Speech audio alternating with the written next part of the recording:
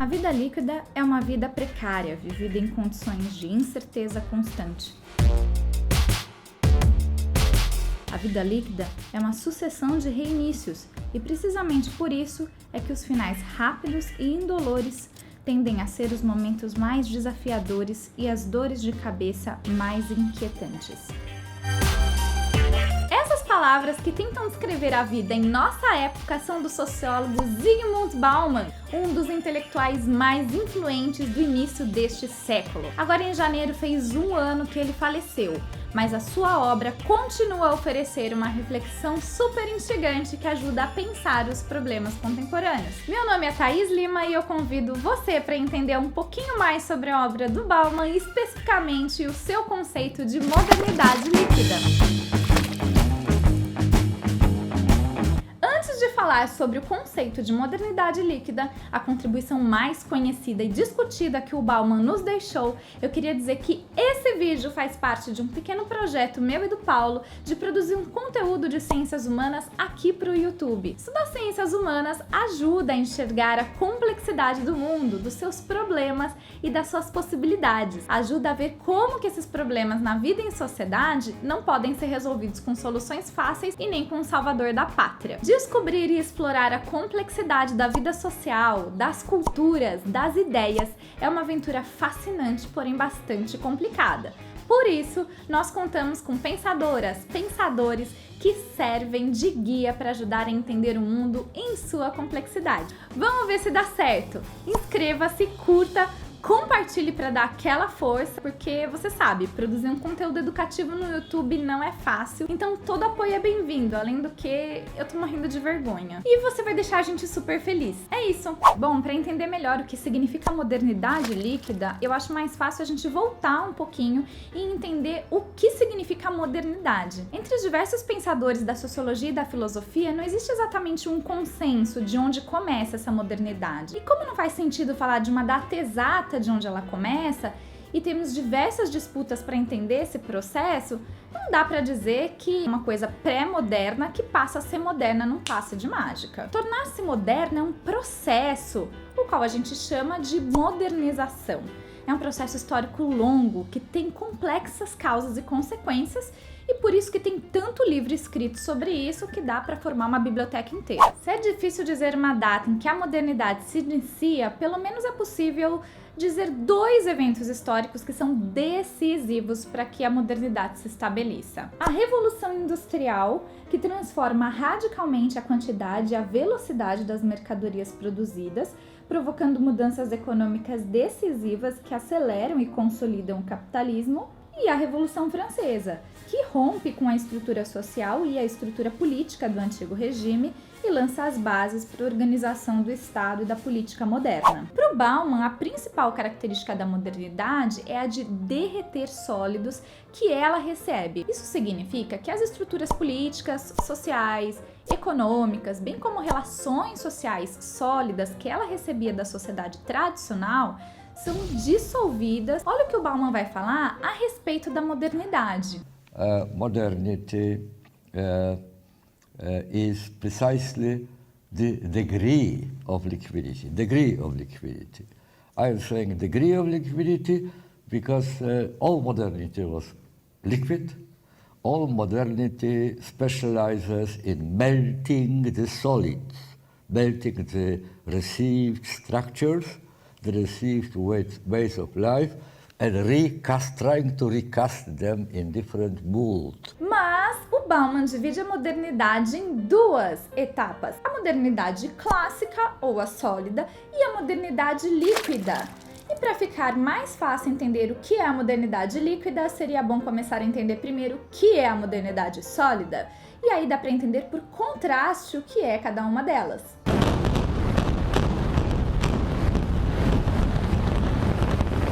Nós nós vimos na fala do Bauman, toda a modernidade se especializa em derreter as estruturas recebidas. Mas na modernidade sólida, a preocupação das pessoas não era apenas a de dissolver o que os sólidos receberam da tradição, mas o que caracterizava essa primeira etapa da modernidade é a preocupação em construir os novos sólidos que iam substituir aqueles sólidos da tradição. Enfim, escuta o que o Bauman vai falar sobre a primeira etapa da modernidade. What moved the early modern pioneers, the authors of the modern project, was dissatisfaction with the solidity of the existing solid.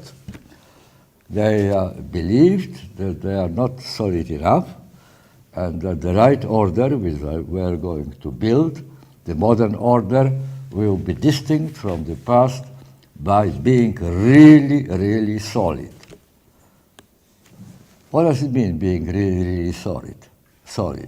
Well, what they meant actually to be a perfect society. Se relembrarmos bem as ideias do Iluminismo e as suas influências na Revolução Francesa, podemos entender isso melhor. A sociedade francesa antes da Revolução era uma sociedade essencialmente agrária, com comunicação e transportes precários, o que aumentava as distâncias, e se organizava em torno de uma hierarquia extremamente rígida, quase intransponível, o que impedia a mobilidade social. O lugar no qual uma pessoa nascia determinava quase todo o seu futuro. Os ideais iluministas queriam romper e dissolver a solidez da estrutura social tradicional. A sua intenção, no entanto, não era apenas a de dissolver, mas de criar novos sólidos fundamentados na razão. E os famosos ideais da Revolução Francesa, liberdade, igualdade, fraternidade, são também símbolos desses novos sólidos que estavam sendo criados. Uma estrutura de Estado e de poder, uma nova economia, enfim, um novo modelo de sociedade. No entanto, o diagnóstico do Bauman é que esse modelo sólido de modernidade ficou para trás. Na segunda metade do século XX, ocorreu uma decepção com os sólidos criados pela modernidade.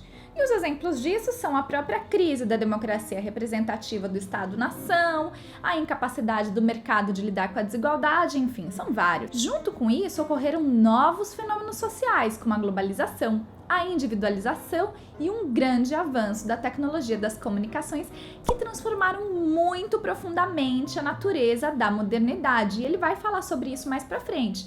Diante dessas transformações tão profundas, vários sociólogos e filósofos tiveram que se perguntar: a modernidade acabou? É o fim da história? O que estamos vivendo agora? Vou quebrar tudo esse caralho. Algumas pensadoras e pensadores propõem que essa profunda transformação social acabou com a modernidade. E se a modernidade acabou, vivemos agora no que se chama de pós-modernidade. Por um momento na sua trajetória intelectual, o Bauman aderiu à ideia de pós-modernidade. Como estava também engajado em tentar responder essas novas perguntas que apareceram e dar interpretações para as sociedades contemporâneas, ele tentou trabalhar com o termo pós-modernidade. Isso foi durante os anos 90, em que tentava interpretar as causas e as consequências do fenômeno da globalização. Ali na década de 90, ele publicou livros como Ética Pós-Moderna, em 93, e O Mal-Estar da Pós-Modernidade, em 97. Mas em 2000, com a publicação de Modernidade Líquida, o Bauman mudou de posição. Ele disse com convicção de que o termo pós-modernidade tinha problemas graves, e pelo primeiro motivo de que nós definitivamente não estamos numa pós-modernidade, nós ainda estamos na modernidade. So postmodernity was, in a sense, a misleading term. We are not postmodern, we are modern. We are absolutely modern. E além de confundir a transformação da modernidade com o seu fim, o termo pós-modernidade não ajuda a descrever a situação das sociedades contemporâneas. Isso é, ele só consegue dizer o que não somos, mas não consegue dizer o que somos. O termo decreta o fim de uma era, mas ele não possui conteúdo suficiente para descrever ou para criticar o presente. The second reservation towards postmodernity was the negativity of it. It suggested wrongly, falsely, but nevertheless the only thing it suggested was what we are not any longer. It's negative statement. We are not any longer modern. We are something different. But he didn't say how different we are. What is the difference? What's the difference? Some positive statement. What's new about it? Então, o Bauman quer mostrar que, apesar das grandes transformações da modernidade, nós não deixamos de ser modernos. A característica de derreter os sólidos da modernidade não apenas continua presente, mas ela se intensificou. O diagnóstico do Bauman sobre as sociedades contemporâneas globalizadas e individualizadas é o de que nós permanecemos na modernidade, mas agora numa modernidade líquida.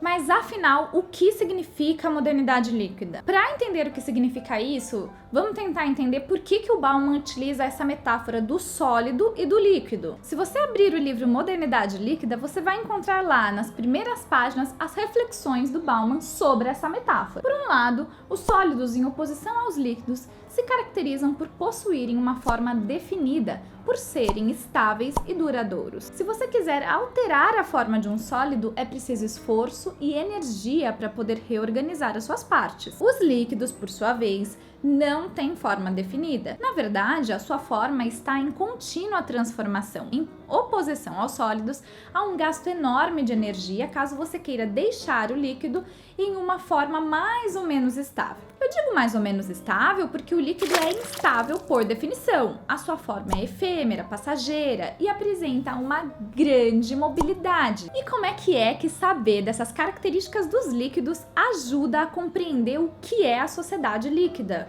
Por que se usa essa metáfora da liquidez? O próprio Bauman responde isso para você. Why liquidity?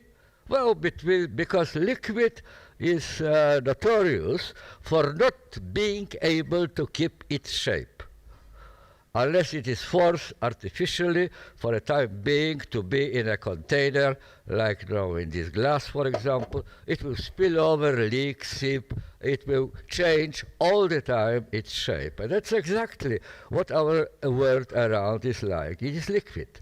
We can't rely that when we go out for a trip and come back, the things will be as they were before.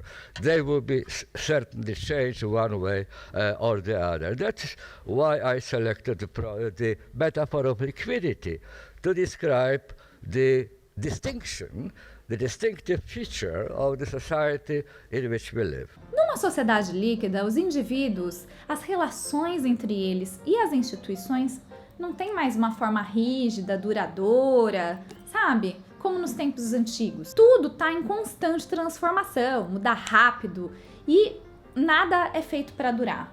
Segundo Bauman, a velocidade das mudanças e esse caráter efêmero das relações em sociedade é justamente essa característica da modernidade líquida, de transformação de vários aspectos da vida moderna. Na sua obra, ele vai abordar vários desses aspectos, como, por exemplo, o capitalismo, as cidades, a ideia de liberdade, a dominação, o medo, a segurança, o consumo, a educação, o mundo do trabalho, a noção de individualidade, fé, espiritualidade, a ideia de crítica, várias áreas. E é claro que não vai dar para falar disso tudo aqui. Eu vou dar aqui 2 exemplos, que são o tempo e o relacionamento. Por conta da constante mudança da modernidade líquida, o Bauman observa que há uma mudança na percepção do tempo. A fluidez, ela cria uma cultura imediatista, de curto prazo, de que se espera que as necessidades e desejos sejam satisfeitos na hora. Esperar mais do que nunca é um saco. E sobre isso, o Bauman tem uma história bem famosa, olha só. Well, when I was young, our guru of my generation was Jean-Paul Sartre.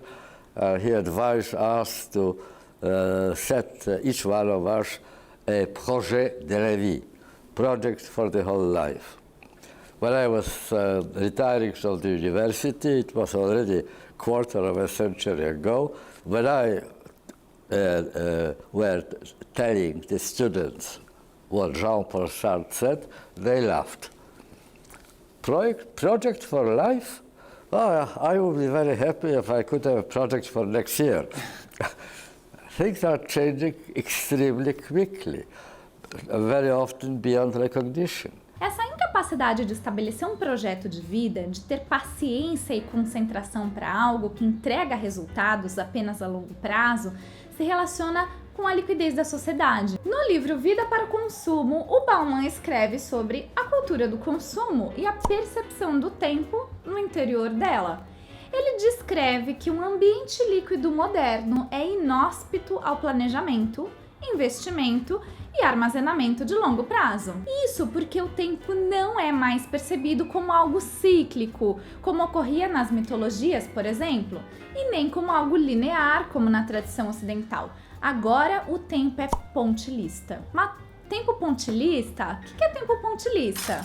O tempo pontilhista significa uma percepção fragmentada, pulverizada, numa multiplicidade de instantes que não apresentam uma coesão entre eles. O tempo não é percebido como algo contínuo, mas cheio de rupturas e descontinuidades. Cada momento é único e encerra-se em si mesmo. Isso é, não tem relação com os que vieram antes e não tem relação com os que virão depois. Como a ideia de continuidade é frágil, não faz sentido para a percepção pontilhista do tempo os projetos de longo prazo. Essa percepção do tempo, que se transforma numa cultura do agora, uma cultura apressada, se relaciona com a formação de uma sociedade de consumidores. Mas esse tema vai ficar para um outro vídeo. O que você quer?